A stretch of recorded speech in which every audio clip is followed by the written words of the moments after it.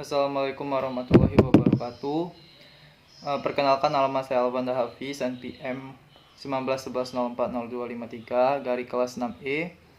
Hari ini saya akan merespon buku yaitu Error in Language Learning and Use Exploring Error Analysis by Carl James. Dalam bab sebelumnya kita melihat cara untuk menggambarkan kesalahan, dan dalam bab ini kita akan fokus pada klasifikasi kesalahan dengan mengacu pada 3 kriteria, yaitu modalitas, medium, dan level. Modalitas mengacu pada apakah perilaku pembelajar bersifat reseptif atau produktif. Medium menunjukkan apakah bahasa yang dihasilkan atau diterima itu diucapkan atau ditulis. Dengan menggabungkan modalitas dan media, kita dapat menentukan 4 keterampilan yang mana yang dioperasikan pembelajar pada saat kesalahan, baik itu berbicara, menulis, mendengarkan, atau membaca. Selain itu, dalam bab ini juga penulis ingin menentukan pada tingkat bahasa apa yang digunakan pembelajar pada saat dia melakukan kesalahan. Baiklah, kita akan masuk ke subbab pertama di dalam bab 5 ini, level of error. Yang pertama ada substance error. Substance error ini terbagi menjadi 3. Yang pertama adalah misspelling atau salah eja. Yang kedua ada misspelling proper. Dan yang terakhir ada mispronunciation. Misspelling atau salah eja adalah kesalahan produksi tingkat substansi. Misspelling ada 4 macam, yaitu punctuation error, typographic error, dyslexic error, dan confusible.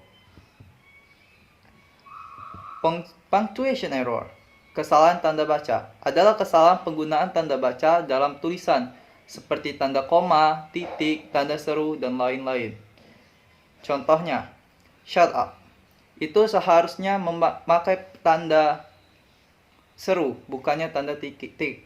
Yang kedua adalah typographic error atau kesalahan ketik. Kesalahan ketik biasanya terjadi ketika seseorang mengetik secara terburu-buru atau seseorang yang jarang mengetik, baik itu di mesin tik, komputer, maupun di handphone. Contohnya adalah kata expected menjadi expected. Yang ketiga adalah dyslexic error. Adalah kesalahan ketika pemilihan yang salah dari 2 huruf yang dapat mewakili bunyi yang sama. Contohnya park menjadi park. Oke. Confusible. Confusible adalah istilah untuk 2 atau lebih kata yang mudah bingung dengan satu sama lain karena kesamaan dalam ejaan. Contohnya ada desert dan desert. Oke. Misspelling proper. Yang kedua, sama seperti yang sebelumnya, misspelling proper ini seperti melanggar konvensi tertentu untuk mewakili fonem melalui grafem. Sebuah grafem adalah fitur ekspresi tertulis yang tidak dapat dianalisis ke dalam unit bermakna yang lebih kecil. Misspelling proper terbagi menjadi 2 kategori, yaitu mispronunciation error dan written miscoding. Yang terakhir adalah mispronunciation. Adalah kesalahan bicara. Yang dimaksud Carl James di sini adalah kesalahan ucapan saat berbicara secara langsung atau spontan, bukan saat membaca teks.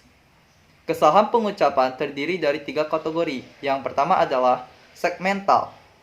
Yang kedua kombinatorial dan suprasegmental. Segmental, seperti contoh segmental yang dituliskan Carl James dalam kasus interdental fricative. Kata Arthur seharusnya tidak menggunakan T, tetapi menggunakan the. Berarti Arthur, bukan Arthur. Oke. Yang kedua adalah kombinatorial. Pembelajar kesulitan untuk melafalkan gugus konsonan, terutama pada posisi akhir kata dan cenderung menghilangkan konsonan kedua dari dua konsonan. Tapi bisa juga dihilangkan seperti kata whenever. Biasanya kata R di belakang tuh dihilangkan. Oke, yang terakhir ada suprasegmental. Suprasegmental, ranah pengucapan ini terdiri dari fenomena stres atau tekanan kata dan tekanan kalimat pada ritme dan intonasi yang membuat pelajar kesulitan dalam berbicara. Oke, pendapat saya pada buku Carl James pada bab substansi error. Menurut saya pada substansi error ini Carl James sudah menulis dengan sangat baik serta diberikan contoh dan berbagai teori penguat dari berbagai expert yang memudahkan para pembaca untuk lebih memahami tentang bab substansi error tersebut. Selain itu, buku ini juga sangat lengkap menjelaskan tentang substansi error dan apa saja yang ada di substansi error ini. Akan tetapi, ada di beberapa tulisan, terutama bagian contoh, ada perkataan yang Carl James menulisnya menggunakan simbol yang menurut saya secara pribadi itu menyulitkan saat memahami contohnya tersebut. Itu saja yang bisa saya sampaikan. Sekian. Terima kasih. Wassalamualaikum warahmatullahi wabarakatuh.